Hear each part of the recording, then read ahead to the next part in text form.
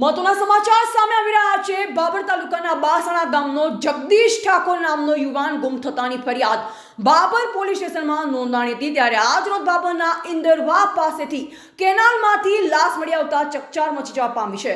હત્યા કે પછી આત્મહત્યા તેવું લોકમુખે ચર્ચાઈ રહ્યું છે। અબાસણા ગામનો એક યુવક 5 તારીખે ગાયબ થતા બાબર પોલીસ પંથકમાં 7 તારીખે અરજી આપવામાં આવી।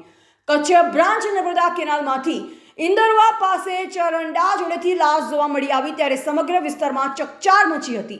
બાબર પોલીસ સ્ટાફના માણસો સાથે નર્મદા કેનાલે પહોંચી લાશને બહાર કાઢવામાં આવી।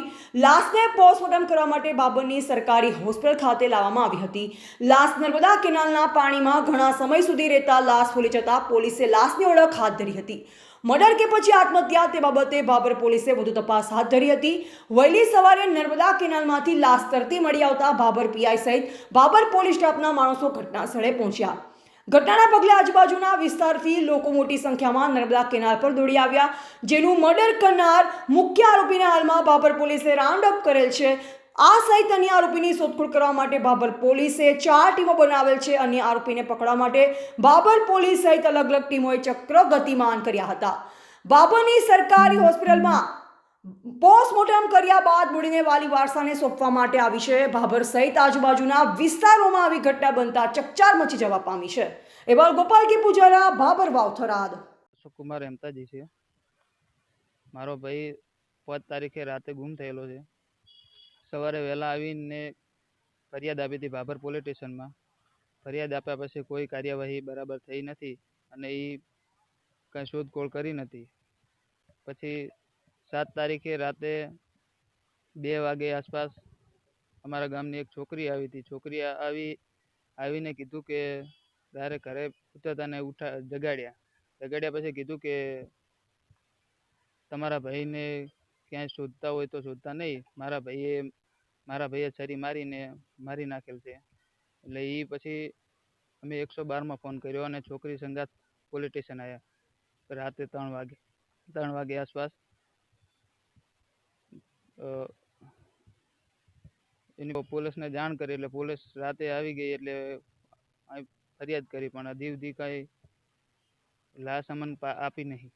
એક આરોપી પકડ્યો છે પણ એ અલગ અલગ જગ્યા બતાવે, એમાં શું સિસ્ટમ છે અમને કાંઈ ખબર નહીં। અમે ખાધા પીધા વગર રાતના બેઠા છીએ હજી સુધી અને બધા હેરાન થાય છે। અમારો ન્યાય જોવે છે અને મારા ભાઈની લાશ મળી જાય તો બસ। શંકા અમારા ગામના છોકરા છે, નામ તો એકનું નામ સંજય કુમાર અમૃતજી છે અને એકનું નામ અશોક કુમાર શાંતિજી છે। આ 2 ભાઈથી એ 2 ભાઈની ખબર છે, બાકી બીજા અન્ય લોકો સાથે મળીને મારા ભાઈનું મર્ડર કરેલ છે। અને મારા બુનની છોકરો છે, મારો ભણો છે, તો એને 5 તારીખથી ગુમ કર્યો છે, જીવ તો જડ્યો નહીં।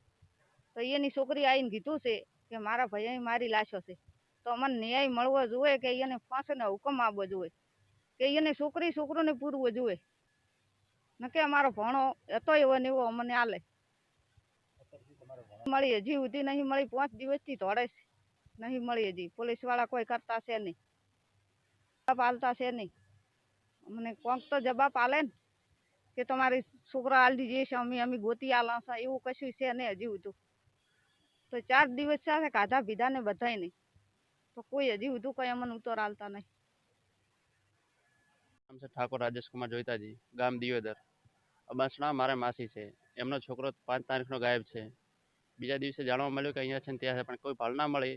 અત્યારે ભાળ મળે છે કે એમને છોકરી આવી હતી ઘરે અને એમણે કીધું છે કે તમારા છોકરાનું મારા ભાઈએ મર્ડર કરી નાખ્યું છે અને હજુ સુધી પોલીસ આરોપીને લઈને ફરે છે પણ કોઈ જ ભાળ મળતી નહીં। પોલીસ આમથી આમ દોડે છે, બીજું કશું જ કરતી નથી। અમે અહીંયા સવારના ભૂખ્યા તરસ્યા બધા અહીંયા બેઠા છીએ। માંગ છે કે આરોપીઓ સામે લાવે અને એમને સજા કરે। ભાઈ માસીના છોકરા મારા ભાઈની લાશ કોઈ મળી નથી હજુ સુધી, કોઈ પતો જ નથી। આરોપીને લઈને ફરે છે પણ કોઈ જ આનો ઉપાય આવતો નહીં। અને ગમે તે કરીને અમને સજા કરો। એ રાતે ગુમ થયેલો છે। બાબર પોલીસ સ્ટેશનમાં સવારે ફરિયાદ આપી હતી। ફરિયાદ લીધા પછી કોઈ આમ કાર્યવાહી એટલી બધી નથી થઈ અને પછી 7 તારીખે જાણ થઈ. છોકરી અમારા ઘરે આવી રાતે 3 વાગે. 3 વાગે ઘરે આવ્યા પછી અમે 112 ને ફોન કર્યો.